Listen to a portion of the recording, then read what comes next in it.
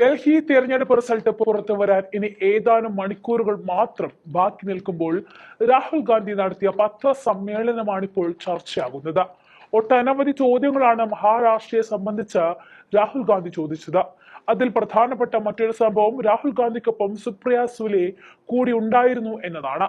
Maharashtra കൈപ്പിടിയിലാക്കിയ BJP Ajith Pawar വഴി ശരത് പവാറിന്റെ മകളെ കൈക്കലാക്കാമെന്ന് കരുതി കെട്ടിയ കോട്ടകളാണ് ഈ ഒരൊറ്റ പത്രസമ്മേളനത്തിൽ വെച്ച് തകർന്നടിഞ്ഞത്. ഏകദേശം ഡൽഹി നിയമസഭാ തെരഞ്ഞെടുപ്പ് റിസൾട്ട് വരാൻ നിമിഷങ്ങൾ മാത്രം ബാക്കി നിൽക്കവേ രാഹുൽ ഗാന്ധി തെരഞ്ഞെടുപ്പ് കമ്മീഷനും BJPക്കും മുന്നിൽ വെച്ചിരിക്കുന്ന ഒരു ചെക്ക് ആണ് ഈ വോട്ട് അട്ടിമറിയിലൂടെ വിശദീകരണം. രാഹുൽ ഗാന്ധി പ്രതികരിക്കുന്ന ആ വീഡിയോ ദൃശ്യങ്ങളിലേക്ക് പോകാം. राउत जी, सुप्रिया जी, आप सबका यहाँ मैं स्वागत करता हूँ. नमस्कार. We represent on this table the entire opposition that fought the last election in Maharashtra. And we want to bring to the notice of the people of India some information that we have found about the Maharashtra election. We've studied in detail the voter lists, the voting patterns, and we've had a team who is working on this now for some time. And there are many irregularities that we have found. I want to place on the table a few things that I think it is important for the country, especially the young people who defend democracy, believe in democracy, to see and understand. So I'd like to start, well, that's Ambedkar ji who helped build the constitution of our country, and he says the electoral roll is a most fundamental thing in a democracy. It was of the utmost importance that elections should be freed from any kind of interference. The election machinery should be outside the control of the executive government. Now, this is really the question here. I'd like to give a little bit of a background. Election commissioners were chosen by a committee which included the Chief Justice, Leader of Opposition, Prime Minister. That was changed. It was changed by the government, by the Prime Minister. The Chief Justice was removed from that committee, and a BJP person was added to that committee. That's the first step. Second step, immediately before the Lok Sabha elections, election commissioner was removed. 2 new election commissioners were put in place. But this press conference is specifically about Maharashtra, and I'd like to give you some details about what we have found about the Maharashtra elections. And these are, of course, some questions to the Election Commission. Question number 1. In 5 years, between Vidhan Sabha 2019 and Lok Sabha 2024, 32 lakh voters were added on the electoral rolls of Maharashtra. However, in a period of 5 months between Lok Sabha 2024, which these parties won, and Vidhan Sabha 2024, 39 lakh new voters were added in Maharashtra. Now the question is, why are more voters being added in 5 months after the Lok Sabha election than are being added in 5 years prior? Who are these 39 lakh people? To give an idea of what happened here, that is the equivalent of an Indian state. The state of Himachal Pradesh has an equivalent number of voters. That the voting population of Himachal Pradesh was added to the voting list of Maharashtra after Lok Sabha elections. Second point, very interesting point. Why were there more registered voters in Maharashtra than the entire voting population of Maharashtra. According to the government, the population of Maharashtra is 9.54 crores. According to the Election Commission, there are more voters in Maharashtra than there are people in Maharashtra. Now, this is an obvious anomaly, right? Somehow, voters have suddenly been created in Maharashtra. The government itself is saying our population is 9.54 crores. And the Election Commission has more voters than people in Maharashtra. It's the second question. And the third question, which is an example of many, many places, one of many, many places which we have found.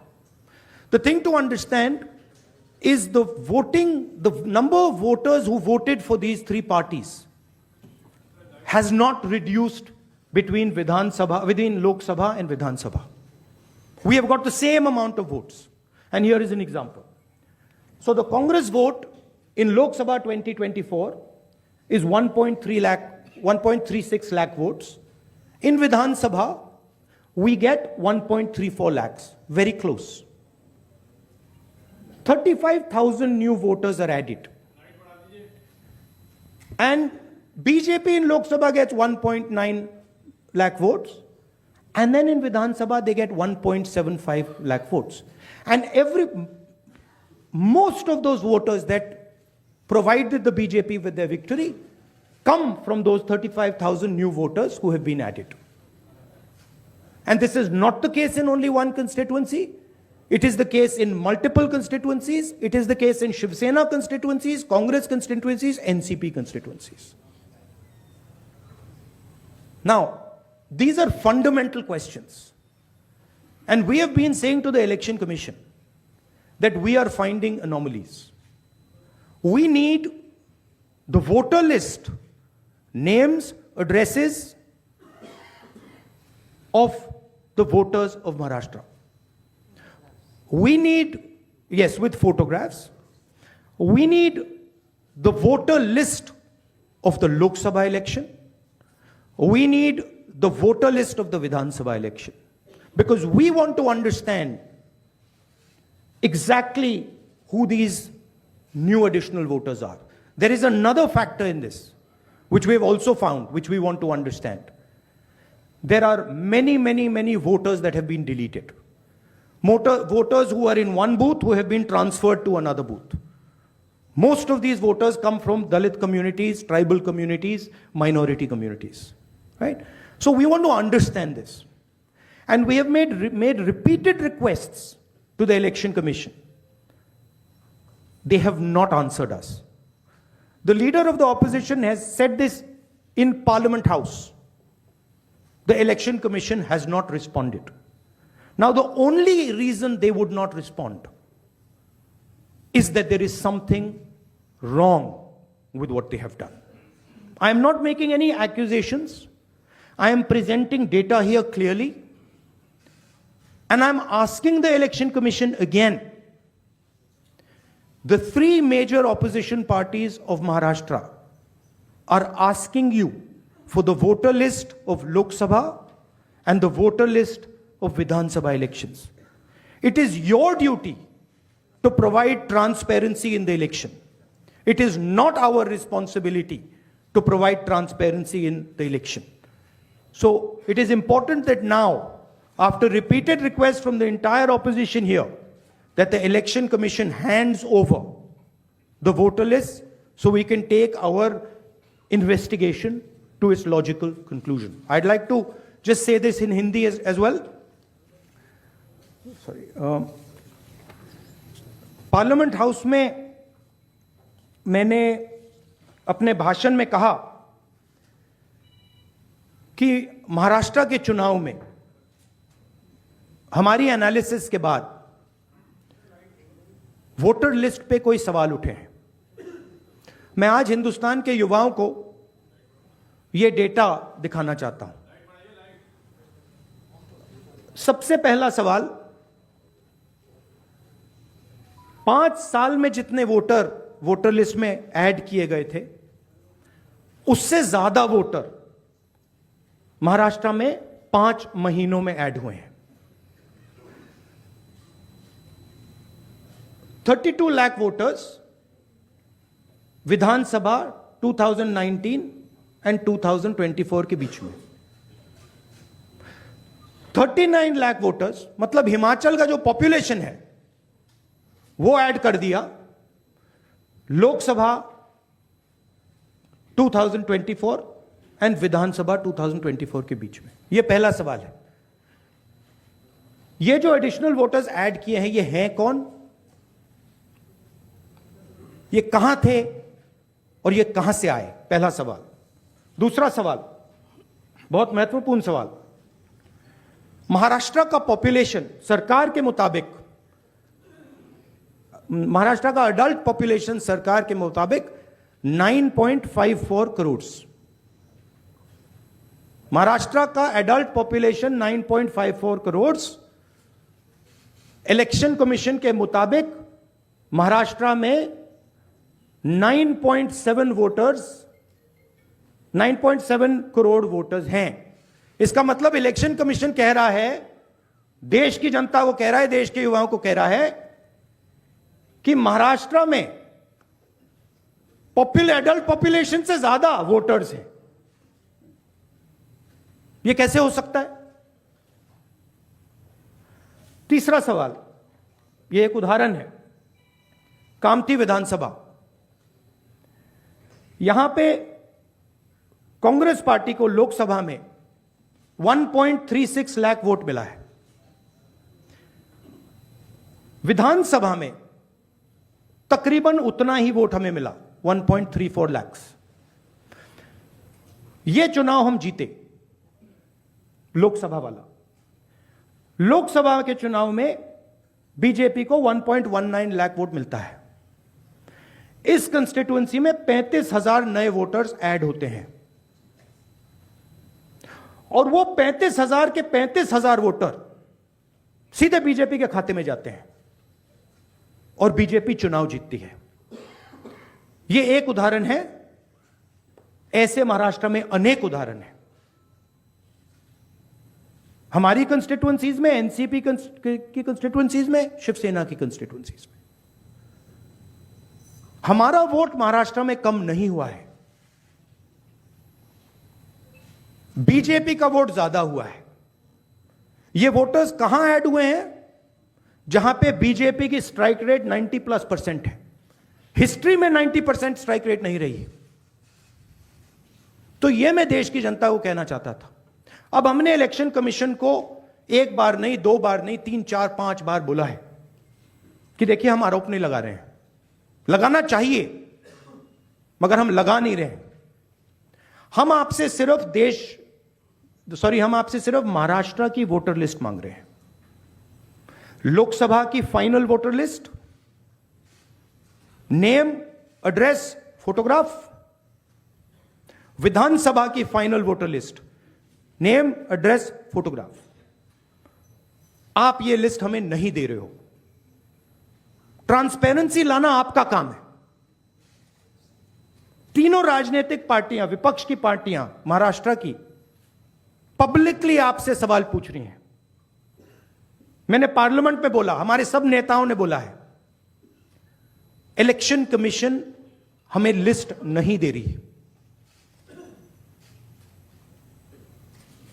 उनकी जिम्मेदारी बनती है कि जल्दी से जल्दी लोकसभा, विधानसभा महाराष्ट्र की list वो NCP, Shiv Sena and Congress party को पकड़ा दें, क्योंकि हम इस मामले को आगे ले जाना चाहते हैं। हम इस इन्वेस्टिगेशन को एंड तक ले जाना चाहते हैं। धन्यवाद। अब सुप्रिया जी, आप बोलिए, आपको जाना है।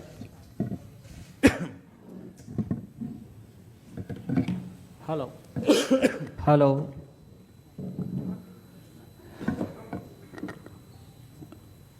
राहुल जी ने देश के सामने बहुत ही महत्वपूर्ण प्रश्न रखे हैं। अगर इस देश का चुनाव आयोग जिंदा है, उनका ज़मीर मरा नहीं है। तो जो प्रश्न राहुल जी ने चुनाव आयोग को पूछे हैं, उनका जवाब चुनाव आयोग ने देना चाहिए, लेकिन चुनाव आयोग उसके जवाब नहीं देगा, क्योंकि चुनाव आयोग भी जो सरकार बनी है वो सरकार की गुलामी कर रहे हैं। हमने बार बार महाराष्ट्र का चुनाव आयोग हो, दिल्ली का चुनाव आयोग हो, बार बार हमने वहाँ जाकर हमारा सर फोड़ दिया है, लेकिन वो मरा है। दूसरी बात, ये जो 39 लाख वोट कहाँ से आए और कहाँ जाएंगे? अब ये 39 लाख वोट बिहार में जाएंगे। अब वो फ्लोटिंग वोट्स है, वही नाम रहेंगे, वही आधार कार्ड रहेगा, सब कुछ यही है। वो वोटर्स घूमते रहते हैं, थोड़े दिल्ली में आए हैं, महाराष्ट्र पैटर्न वहाँ भी हमने देखा, कल हम दिन भर थे, 2 दिन यहाँ। अब ये 39 लाख वोट जाएंगे बिहार में, फिर बिहार से जाएंगे यूपी में। ये एक नया पैटर्न यहाँ बन गया है, और यही पैटर्न से ये लोग चुनाव लड़ते भी हैं और जीतते भी हैं। इसलिए आज जो सवाल हमने राहुल जी के नेतृत्व में खड़े किया है, देश के लिए बहुत गंभीर है। अगर इस देश में डेमोक्रेसी हमको जिंदा रखनी है, पार्लियामेंट, विधानसभाएं हमको सचमुच जिंदा रखनी है, तो ये सवाल का जवाब सिर्फ हम नहीं पूछेंगे, मीडिया ने पूछना चाहिए, लोगों में जागृति आनी चाहिए। हम तो लड़ने वाले लोग हैं, हम लड़ेंगे ही, लेकिन महाराष्ट्र की जो बात है, वो कैसे जीते और हम कैसे हारे, हमको हराया गया किस प्रकार से, ये मुद्दा राहुल जी ने देश के सामने लाया है। मैं बार बार चुनाव आयोग से अपील करूंगा कि आप उठिए, कफन निकालिए, आपके ऊपर जो कफन डाल दिया है सरकार ने, उठाकर आप ये सवालों का जवाब दीजिए। Thank you. ज्ञान आपण नमस्कार, मैं बड़ी संक्षेप से 2-3 अलग मुद्दे कहना चाहती हूँ। राहुल जी और संजय जी ने कहा, उसके बाद 2 चीज़ें मायने रखती है। एक तो मेरे जो सांसद में धैर्यशील मोहिते जी जो यहाँ आए हुए हैं, वो माड़ा विधान लोकसभा से चुन के आए, उनके ही सोलापुर ज़िले में उत्तम जानकर जी इस बार हमारे विधायक बन के आए। उत्तम जानकर जी सोलापुर डिस्ट्रिक्ट से चुन के आए। उनका कहना है कि उनको वोटिंग जो हुआ है, मरकटवाड़ी, आप सब ने बहुत उस पर टीवी पे भी कवरेज दिया था, उसमें उनका मानना है कि वो चुन के आए हैं, लेकिन उनको जो वोट पड़ने चाहिए वो नहीं मिले हैं, तो वो फिर से जीते हैं, फिर भी री इलेक्शन चाहते हैं और कह रहे हैं कि बैलेट पे लिया जाए। उन्होंने उनके गांव में, उन्हें पूरे निर्वाचन क्षेत्र में सब मान भी गए, लेकिन वहाँ पुलिस भेजी गई और पूरा प्रोसीजर रुकवाया गया। तो वो इतना, हमारी सब मांग है वहाँ की, उत्तम जानकर जी और धैर्यशील मोहिते जी उनके एरिया में, कि बैलेट पे फिर से वोटिंग लाया जाए, मशीनें बंद की जाए। कि बहुत सारी ऐसी चीज़ें हैं, जब राज ठाकरे जी भी बोले हैं कि उनका जो एक कैंडिडेट था उसको खुद का भी वोट नहीं मिला है, ऐसा हो चुका है। ये सब डेटा आपके सबके सामने है। और दूसरी बड़ी बात, मैं इलेक्शन कमीशन वैसे तो बड़ी महत्वपूर्ण जगह है, लेकिन मैं बड़ी विनम्रता से कहना चाहती हूँ, हम और सेना बहुत वहाँ लड़े हैं। जिस तरह से हमारी पार्टी तोड़ी गई, जिस तरह से हमारे विधायक, हमारे एमपी, सांसद तोड़ा गया, पार्टी तोड़ी गई, हमारी लड़ाई आज भी शिवसेना की और एनसीपी की आज भी सुप्रीम कोर्ट में चल रही है। लेकिन और एक छोटी चीज़ उन्होंने की कि हमें जो सिंबल दिया गया और दूसरा सिंबल, तुतारी वाजवणारा माणूस और तुतारी मराठी में, वो एक ही शब्द तुतारी तुतारी उन्होंने किया।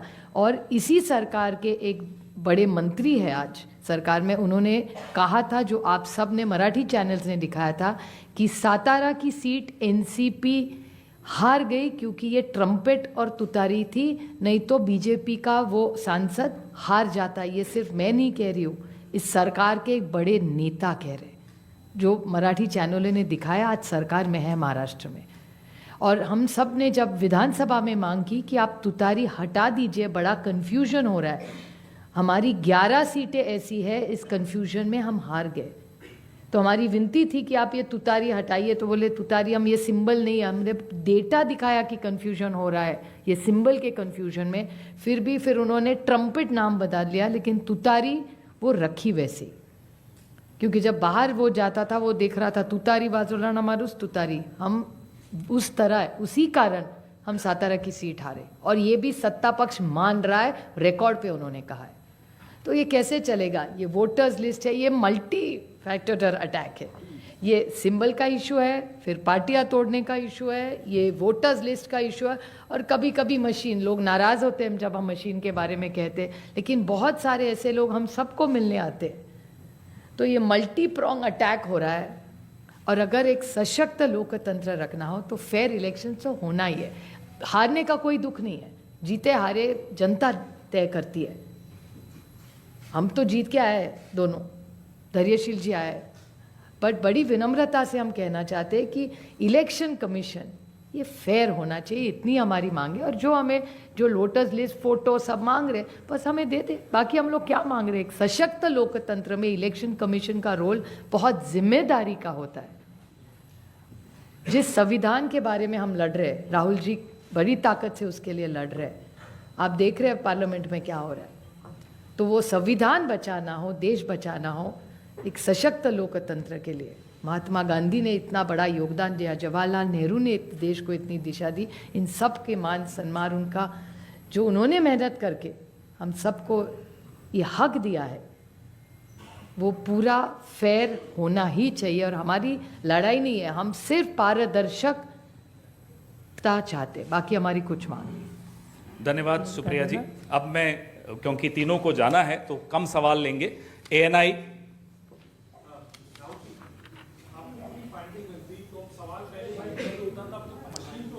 मशीनरी पे हो रहा है, अब तो सवाल पूरी मशीनरी पे हो रहा है, इसको आगे लेके कैसे जाएंगे, क्या रास्ता बचता है आप लोगों के पास?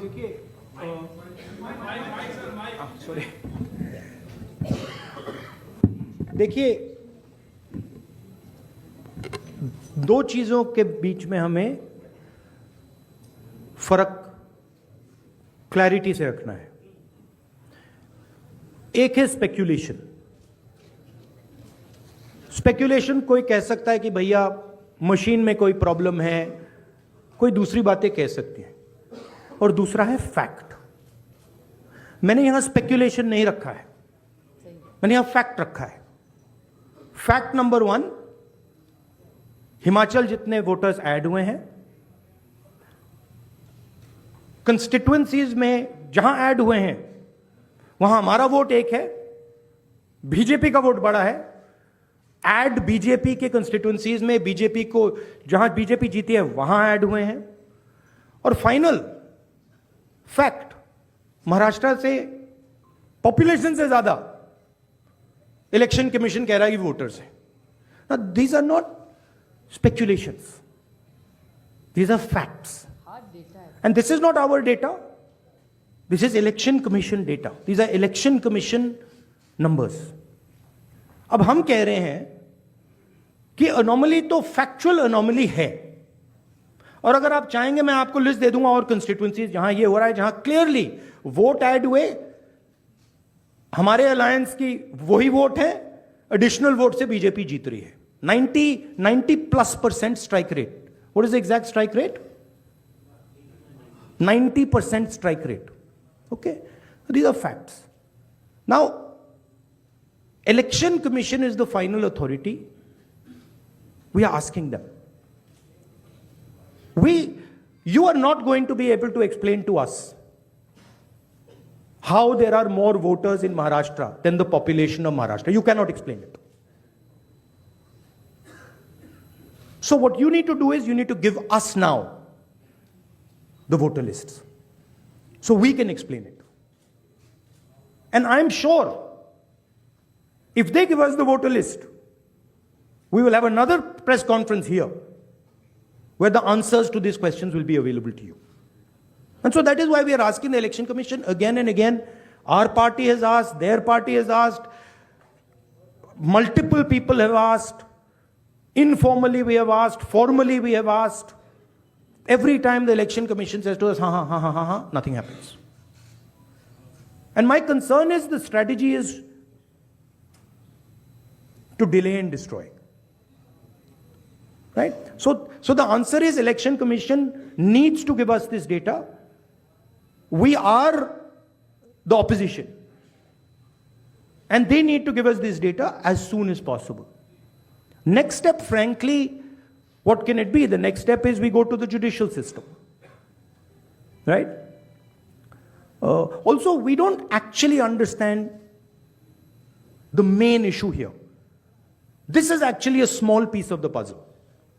The big piece of the puzzle is voter deletion. We don't know how many voters have been deleted where. We know how many have been added, but we don't know how many have been deleted. We suspect the number of deleted voters is bigger than the number of added voters. We suspect. So, Sir, PTI, mic दीजिए. Sir, you are saying that. अरे give the mic. So you are saying that despite raising this with the EC time and again, they are not responding. So do you think that also another way would be to go to the people and start a people's movement, or also could you approach the president about this? I mean, I just mentioned, I think the next step of this is going to be go to the judiciary. But look, it's surprising to me that the election commission is not ready to give us the voter list. It should be surprising to you, right? There should be no reason for them not to give us the voter list.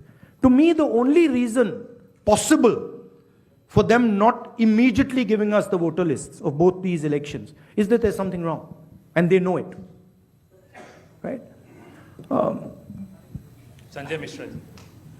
Rahul ji, आपने और संजय जी ने कहा कि voter list election commission दे नहीं रहा है, और जिस तरह का उनका रवैया है शायद आपको मिले भी नहीं.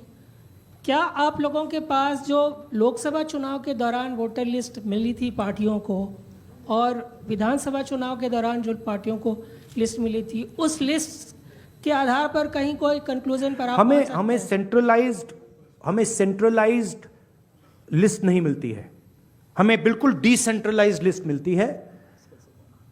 तो हमें सेंट्रलाइज्ड एक लिस्ट चाहिए और हमें फाइनल लिस्ट चाहिए जिस लिस्ट पे वोटिंग हुई है लोकसभा और विधानसभा की. बड़ा सिंपल सा है, 15 सेकंड में भी ये इलेक्शन कमीशन हमें ये दे सकती है, बट नहीं दे रही है. मौसमी.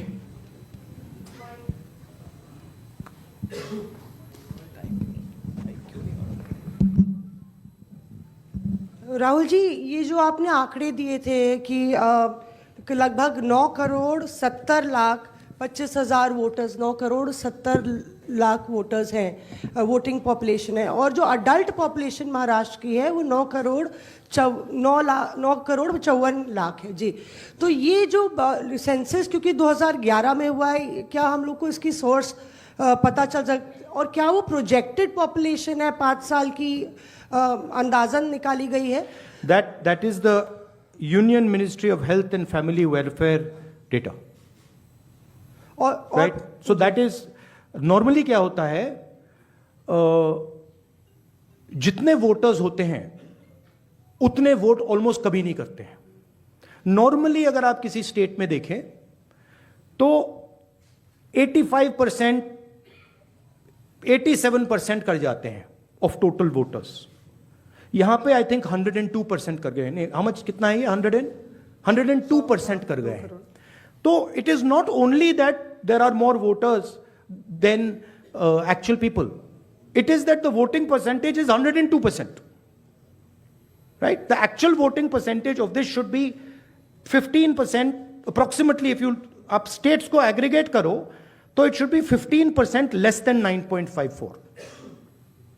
It is actually 102%, right? So really, it's way beyond the population.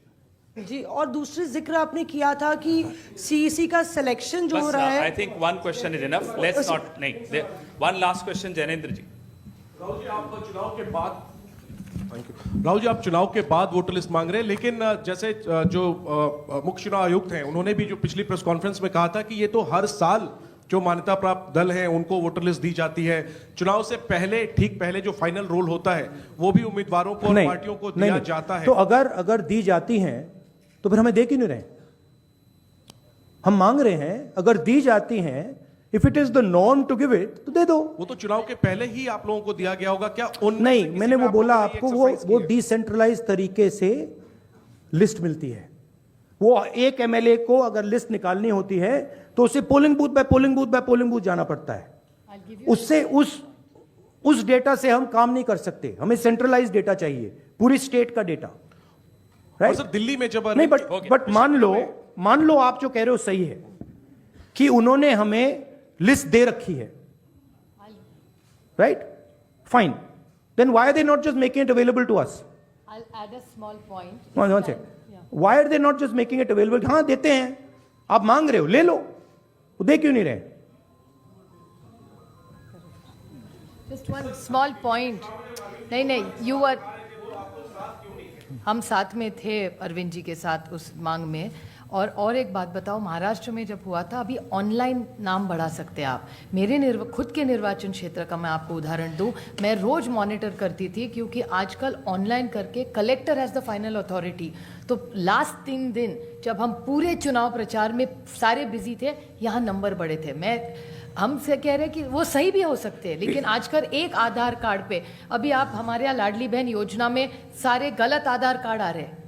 ये मैं नहीं कह रही, प्रेस कह रहा है। आप ही ने तो दिखा, 5 लाख महिलाओं का नाम कम होता जा रहा है। See, what has happened is that this list is a dynamic list. Exactly. And this list is constantly changing and anyone can change it. The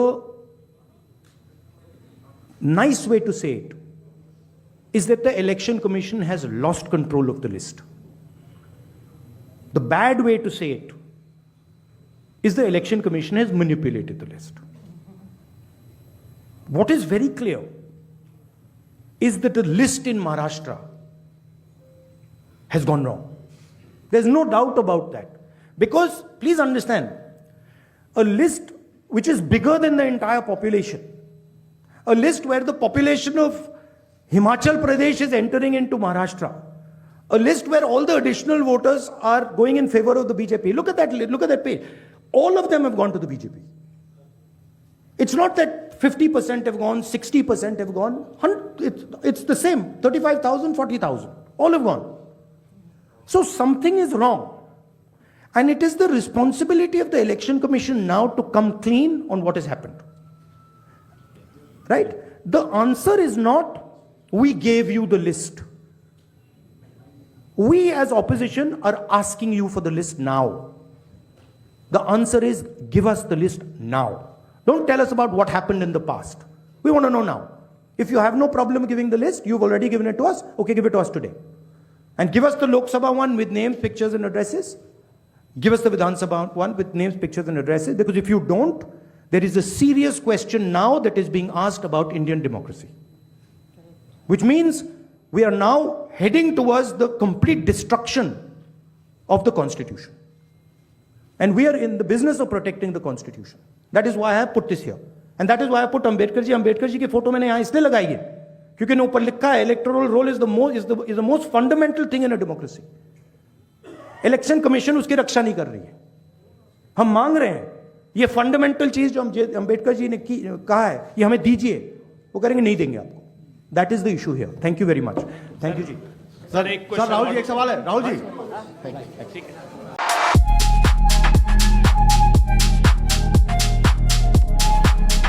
wagon spices വാഗമണിലെ എല്ലാ ഒറിജിനൽ പ്രോഡക്ട്സും തിരുവനന്തപുരത്ത് ഒരു കുടക്കീഴിൽ ജ്യോതിപുരം ഫുഡ് സേഫ്റ്റി ഓഫീസിന്റെ മുൻവശത്ത് പ്രവർത്തനം ആരംഭിച്ചിരിക്കുന്നു.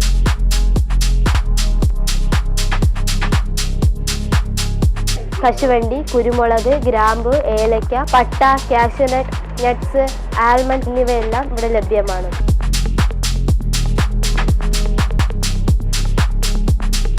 ബന്ധപ്പെടേണ്ട നമ്പർ 799 400 7599 അല്ലെങ്കിൽ 9656 417599.